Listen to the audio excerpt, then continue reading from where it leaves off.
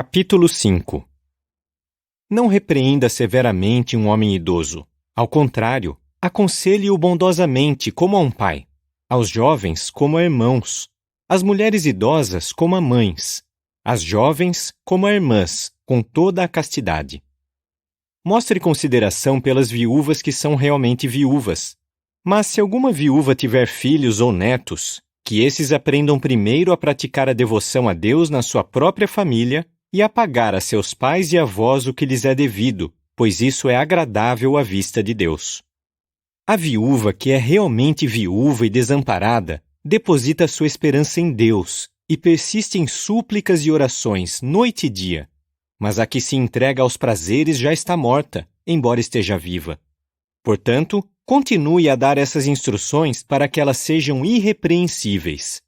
Certamente, se alguém não provê o necessário para os seus, e especialmente para os membros de sua família, renega a fé e é pior do que alguém sem fé.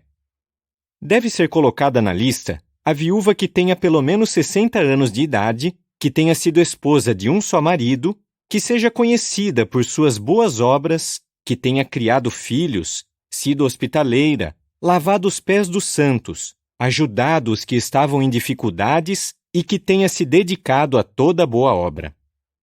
Mas não coloque na lista as viúvas mais jovens, pois quando seus desejos sexuais ficam entre elas e o Cristo, querem se casar. E elas trazem sobre si condenação por abandonarem a sua primeira expressão de fé. Ao mesmo tempo, também se acostumam a ficar desocupadas, perambulando pelas casas. E não se tornam apenas desocupadas, mas também tagarelas e intrometidas nos assuntos dos outros, falando coisas que não devem.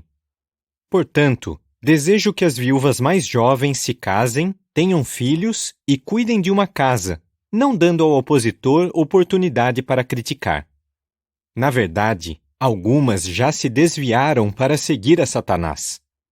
Se alguma mulher crente tem viúvas na família, que ela as ajude, para que não se ponha esse fardo sobre a congregação. Esta poderá então ajudar as viúvas que são realmente viúvas. Os anciãos que presidem bem sejam considerados dignos de dupla honra, especialmente os que trabalham arduamente no falar e no ensinar. Pois as Escrituras dizem: não amordace o touro quando ele debulha o grão, e também o trabalhador é digno do seu salário. Não aceite acusação contra um ancião, a não ser com base no testemunho de 2 ou 3 pessoas. Repreenda perante todos os observadores aqueles que praticam pecado, como um aviso para os outros. Eu lhe ordeno solenemente perante Deus, Cristo Jesus e os anjos escolhidos, que siga essas instruções sem preconceito nem parcialidade. Nunca imponha as mãos sobre nenhum homem precipitadamente, nem participe dos pecados de outros. Mantenha-se casto. Não beba mais água, mas tome um pouco de vinho por causa do seu estômago e porque você adoece frequentemente. Os pecados de alguns homens são conhecidos por todos e os levam diretamente a julgamento, mas os de outros homens se tornam evidentes mais tarde.